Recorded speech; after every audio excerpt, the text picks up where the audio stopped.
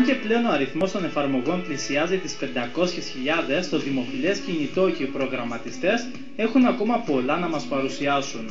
Ένα από αυτά είναι και μια εφαρμογή που αναπτύσσεται και υπόσχεται να μας κάνει καλήφωνο.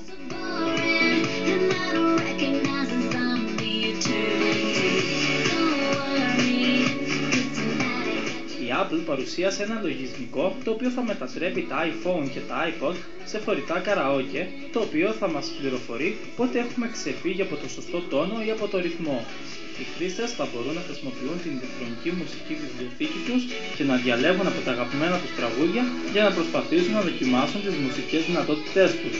Στην οθόνη θα εμφανίζονται οι στίχοι και θα τονίζονται οι λέξεις ανάλογα με το ρυθμό.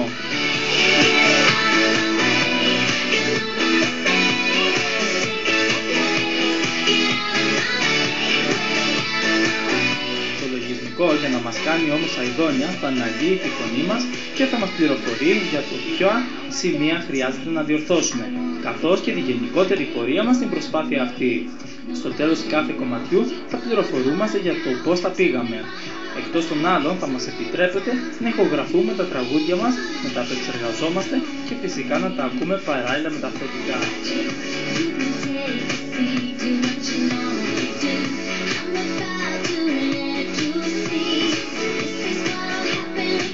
Προς το παρόν αναμένουμε περισσότερες πληροφορίες από την εταιρεία, αλλά το μόνο σίγουρο είναι ότι θα είναι σύντομα κοντά μας. Μιας και στα iTunes έχει ήδη αναφερθεί τμήμα για τα καραόκε τραγούδια.